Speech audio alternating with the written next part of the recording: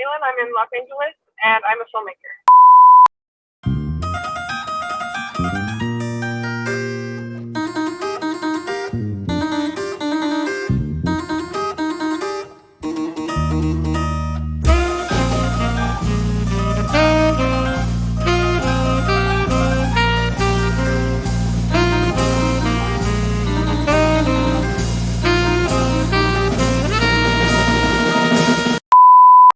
Hard to say when I started calling myself an artist, because even now, even being the spotlighted artist of the month, I thought, oh, I'm an artist. Oh, cool. So it's been it's been a kind of identity journey.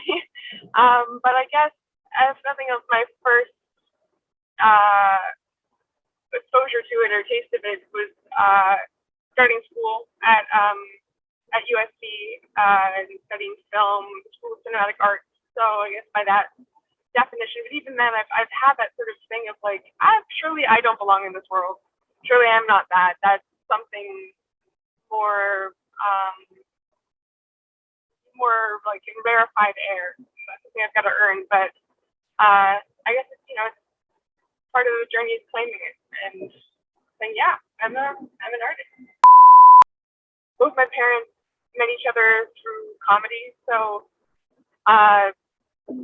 it was all right for me to be a complete goofball, and I'm very grateful to have had weird friends growing up, and that that also means a lot. It helps feed my passion, feed my weirdness, and to have other people who are on the same wavelength is always just a huge benefit, and I feel fortunate to say that was the kind of world I grew up in.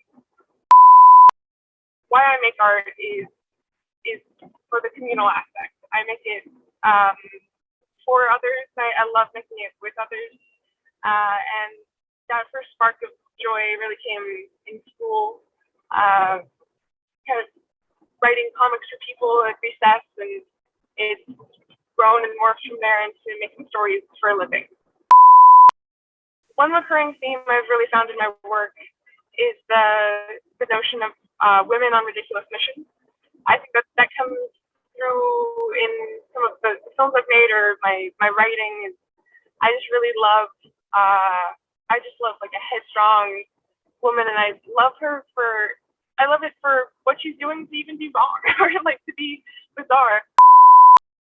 Absurdist feminism is kind of being boldly in the face of the world, a woman, just whatever that is for you, whether that's them or any other definition. It's just being yourself and not caring at all the looks you might get, or just going on any sort of any path that motivates you, any path that moves you, and not necessarily the path that's put out for you. And I think that those two, absurdism and feminism, can tie in together in that way of just not taking the beaten path. Avec des doigts affamés, j'ai découpé la toile en pièces. J'ai mangé chaque morceau dans le sens des épines d'une montre, jusqu'au point où enfin j'ai atteint son sourire pitoyable.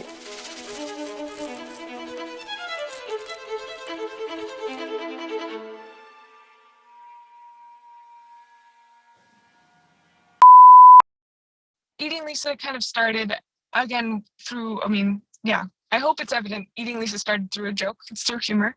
I taught English in France for a year. So I met a few friends through that program, and we had the great fortune to be able to go to the Louvre quite often.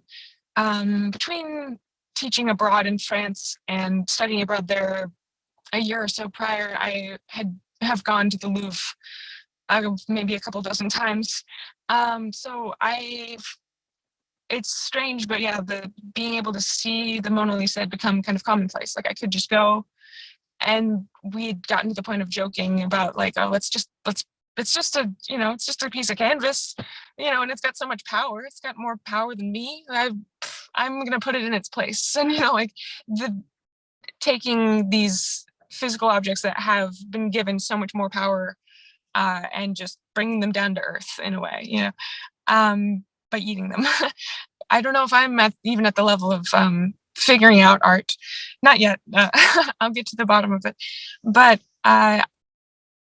in general, overall, art does have so much more power than what it's made of. And then, a bunch of ink on 200 pieces of paper becomes a feature film, or a series of chemicals becomes a famed photograph, in the MoMA. It's where all of these things get given so much more power. So it doesn't hurt to think of what you're trying to say when you're putting those on the page or on the screen.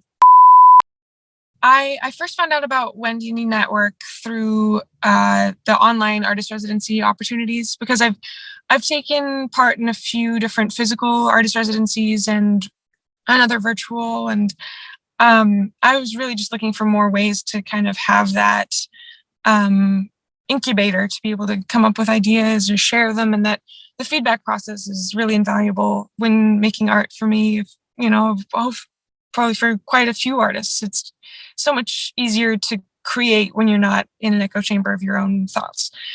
So Wendy Network definitely does act as that for me, being able to see what other people are creating. And I'm really just excited to be able to take future steps in that. And as I see Wendy kind of develop and grow and spread, it only ever becomes easier and more exciting to be able to build that community. So I'm really excited for everything that lies ahead with my relationship with Wendy Network and being able to touch base with other artists and see what they're making too.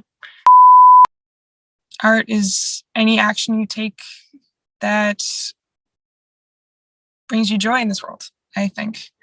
At least in its purest form, at least ideally, art is whatever moves you. I'm Autumn Palen, and I'm Wendy's Spotlighted Artist for October.